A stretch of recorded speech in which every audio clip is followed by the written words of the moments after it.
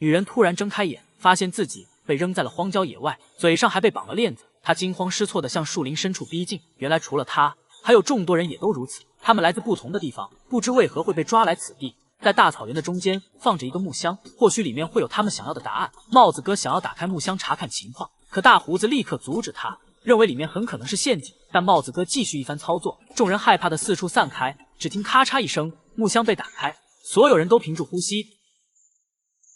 只见一只小猪佩奇晃晃悠悠走了出来，众人一脸迷惑。帽子哥感觉里面应该还有其他东西，然后用力一拉，出现在众人面前的是一排排各种各样的装备。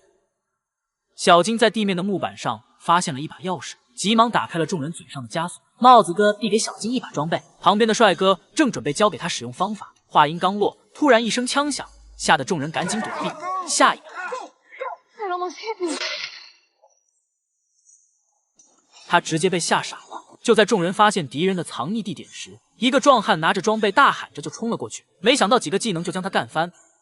此时箱子附近只剩下俩人，女人为了离开这个是非之地，鼓起勇气率先跑了出去。她躲避着无数技能，但却掉进了前方布置好的陷阱。帅哥听到呼救声，急忙前去英雄救美。当他冲到女人旁边，已经被面前的画面吓得不知所措。女人被陷阱刺穿成了羊肉串，帅哥奋不顾身将女人拉出来，往树林走去。眼看就要解除危机的时候，脚下好像踩到了什么东西，一声巨响，瞬间将其五马分尸。另一队人马已经来到一处护栏，他们开始翻越铁丝网。突然，一支弓箭射来，不幸的是，帽子哥中了技能。他为了掩护其他人逃脱，自己却愤怒地转身冲了回去，可连人影都没看到，就被乱箭放倒。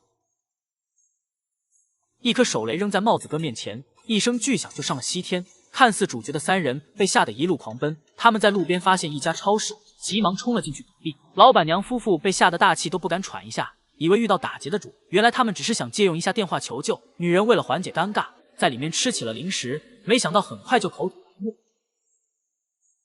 等队友发现时，老板娘夫妇已经全副武装，戴上了面具，随手一扔，毒气弹朝他们滚过来。下一秒，全军覆没。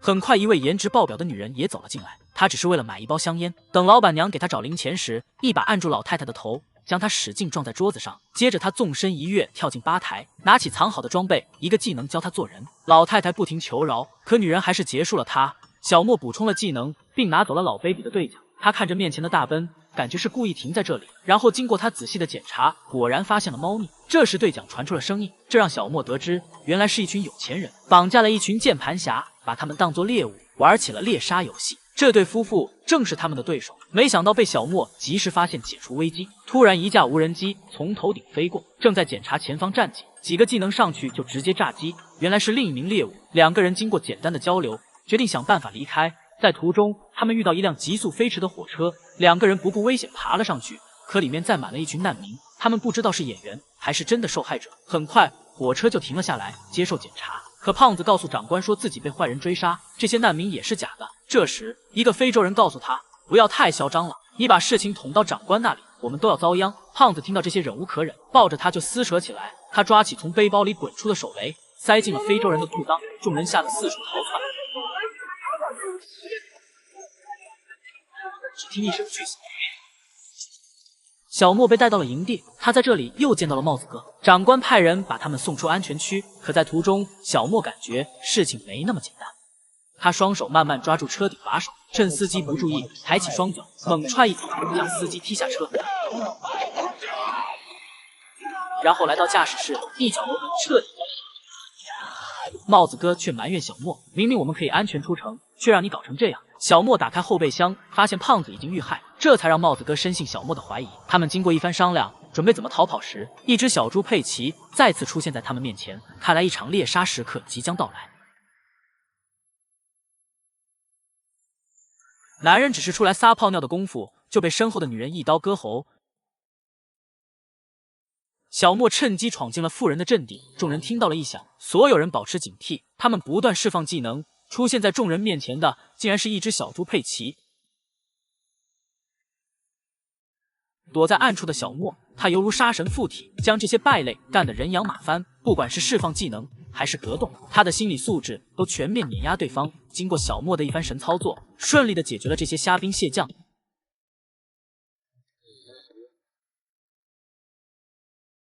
看似强壮的阿牛朝着小莫冲撞过来，没想到他在小莫面前根本不值一提，没几下就被干翻。看似解决了所有人，其实更大的 BOSS 还在后面。这时，对讲传出了一个女人的声音，询问胖子小莫是不是已经被解决了。原来他也是这群人的手下。眼看事情即将暴露，他急忙拿起装备，准备先下手为强。可他低估了小莫的能力，毫无悬念被小莫一招制敌，胖子彻底倒了下去。小莫在阿牛的口中得知，背后的 BOSS 曾经上过战场，作战能力无人能挡，劝小莫放弃挣扎。事情已经到了这个地步，他根本不在乎对方的强弱，在阿牛闭眼之前说出了老大的藏身之地。小莫准备好了一切，按照地址找到了幕后老大黑妹家中。他威胁小莫放弃挣扎，要不然就引爆埋在地下的手雷。无奈的小莫只好妥协。看来一场厮杀之战即将拉开帷幕。黑妹看小莫神情平淡，于是才说起了事情的缘由。就在几个月前，一个白领群里，大家开玩笑说过惯了豪华生活，想尝试抓些真人，把他们放进森林当作猎物猎杀，没想到被黑客入侵，将他们的聊天记录公布于众。无数键盘侠在网上发表攻击言论，事件急速发酵，因此这群富人丢掉了工作。几人决定要让键盘侠付出代价，然后在评论区选出了11位言行最过分的受害者，而小莫就是其中之一。听到这里，小莫打断了黑妹，他表示自己从来没发表过任何攻击言论，任凭小莫怎么解释。可黑妹不相信会抓错人，大战一触即发。厨房被二人砸得天花乱坠，小莫随手抓起一瓶红酒朝他扔了过去，黑妹心疼着100万的红酒，顺手接了下来。还没等他把酒放下，小莫一个回旋踢，一脚将其踹飞。二人从屋内一直打到花园。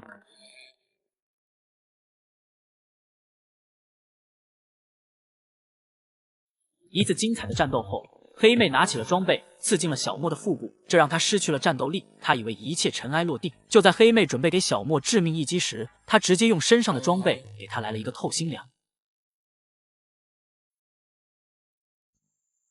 临死前，黑妹问道：“我真的抓错人了吗？”说完便上了西天。然后小莫整理好一切，吃着黑妹做的晚餐，换上高跟鞋，穿上礼服，牵着一只二哈登上了飞机，品尝着价值100万的美酒，享受着原本属于富豪的服务，离开了这个是非之地。